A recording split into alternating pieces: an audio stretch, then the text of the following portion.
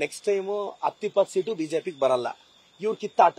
ನಾವು ಅವ್ರನ್ನ ಸೋಲಿಸ್ತೀವಿ ಅನ್ನೋದು ಎಷ್ಟು ನಿಜಾನೋ ಅವರಲ್ಲಿರೋರು ಅವರೇ ಸೋಲಿಸ್ತಾರೆ ಅನ್ನೋದು ಒಬ್ಬರನ್ನ ಕಂಡ್ರೆ ಒಬ್ರಾಗಲ್ಲ. ನಮ್ಮ ಪಾರ್ಟಿಯಲ್ಲಿ ಸರ್ ನಾವೆಲ್ಲರೂ ಯೂನಿಟಿ ಆಗಿದ್ದೀವಿ. ನಮ್ಮ ಹೈಕಮಾಂಡ್ ನಮ್ಮ ಲೀಡರ್ಸ್ ಮಾತನ್ನ ಗೌರವಿಸ್ತೀವಿ. ಹೋಗ್ಲಿ ಆ ಪ್ರತಾಪ್ ಸಿಂಹ ಅಷ್ಟು ಮಾತಾಡ್ತಾನಲ್ಲ, ಹೋಗ್ಲಿ ಆರ್ ಅಶೋಕ್ ಅವ್ರು ಯತ್ನಾಳ್ ಅಷ್ಟು ಮಾತಾಡ್ತಿದಾರಲ್ಲ, ಕಂಟ್ರೋಲ್ ಮಾಡೋ ಯೋಗ್ಯತೆ ಇಲ್ವಾ? ವಿಜೇಂದ್ರ ಕಂಟ್ರೋಲ್ ಮಾಡೋ ಯೋಗ್ಯತೆ ಇಲ್ವಾ? ನೋಟಿಸ್ ಕೊಟ್ಟರು ರಿಪ್ಲೈ ಕೊಡಲ್ಲ. ಇದು ಯಾವ ಡಿಸಿಪ್ಲಿನ್ ಪಾರ್ಟಿ ರೀ? Most indiscipline party of the world ಅದು BJP. BJP most indiscipline party. Discipline party ನಾವು. ಸೊ ಆರ್ ಅಶೋಕ್ ಅವರು ತೆಪ್ಪಗಿರೋದು ಕಲಿಬೇಕು. ಈಗ ಬಜೆಟ್ ಬರ್ತಿದೆ, ಯಾವನಾದ್ರೂ ಬಂದು ಒಬ್ಬ ಲೆಟರ್ ಕೊಟ್ಟಿದ್ದಾನ ಸರ್ ಇಂಥ ಯೋಜನೆ ಕೊಡಿ? ಮಿಸ್ಕಿದ್ರೆ ಮೈಸೂರು ಅಂತಾರೆ, ಸ್ಟೇಷನ್ ಅಂತಾರೆ, ಜಾತಿಗಳ ಮಧ್ಯೆ ಕೋಮುಗಲಭೆ ತರ್ತಾರೆ. ನಾಳೆ ಯಾವನಾದ್ರೂ ಹೊಡ್ಕೊಂಡು ಬಡ ಮಕ್ಕಳು ಬೀದಿಗೆ ಬಂದು ಅವ್ರ ಲೈಫ್ ಹಾಳು ಮಾಡ್ಕೊಂಡ್ರೆ ಪ್ರತಾಪ್ ಸಿಂಹ ನೀನ್ ಆಗ್ತೀಯಾ? ಅಶೋಕ್ ಅವರೇ ನೀವ್ ಆಗ್ತೀರಾ? ಸಿ.ಟಿ. ರವಿ ನೀವ್ ಆಗ್ತೀರಾ? ಯತ್ನಾಳ್ ನೀವ್ ಆಗ್ತೀರಾ?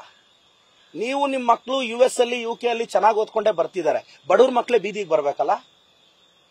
ಎಲ್ಲ ಏನ್ ಫೈರ್ ಬ್ರ್ಯಾಂಡ್ಗಳು ಅಂತ ಪ್ರೂವ್ ಮಾಡ್ಕೊಳಕ್ ಒಬ್ಬೊಬ್ಬನು ಬಾಯಿ ಚಪಲ ಬಾಯಿ ತೆವಲುಗಳನ್ನ ಒಳಗಾಕ್ತಾರೆ. ಇಟ್ ಇಸ್ ಅ ವರ್ಬಲ್ ಡಯಾರಿಯಾ ಅವರೆಲ್ಲ ಮಾಡ್ತಿರೋದು ಅಲ್ವಾ? ವರ್ಬಲ್ ಡಯರಿ ಅಂತ ಕನ್ನಡದಲ್ಲಿ ಅವ್ರನ್ನೇ ಅರ್ಥ ಮಾಡ್ಕೊಳಕ್ ಹೇಳಿ.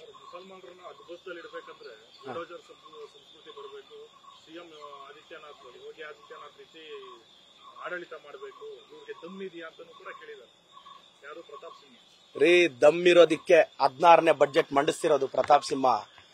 ಬುಲ್ಡೇಜರ್ ಕಲ್ಚರ್ ಅಂದ್ರೆ ಏನೊಂದು ಸ್ಟೇಟ್ ಹೆಂಗಂದ್ರೆ ಹಂಗ್ ನಡ್ಸಕ್ಕಾಗತ್ತಾ? ನನಗೂ ಅನ್ಸುತ್ತೆ ಪ್ರತಾಪ್ ಸಿಂಹನ ಯಾಕೆ ಒದ್ದೊಳಕ್ ಹಾಕ್ಲಿಲ್ಲ ಅಂತ. ಆದ್ರೆ ಸ್ಟೇಟ್ ನಡೆಸೋದು ಅಷ್ಟು ಈಸಿ ಅಲ್ಲ. ನಮ್ ಜನರೇಷನ್ ನಮ್ ಏಜ್ ಅಲ್ಲಿ ನಾವು ಯೋಚನೆ ಮಾಡೋ ಶೈಲಿನೇ ಬೇರೆ, ಅವ್ರು ಯೋಚನೆ ಮಾಡೋ ಶೈಲಿನೇ ಬೇರೆ. ನ್ಯೂಸ್ ಫಸ್ಟ್ ನಿರ್ಭೀತಿಯಿಂದ ನಿಮ್ಮ ಪರವಾಗಿ.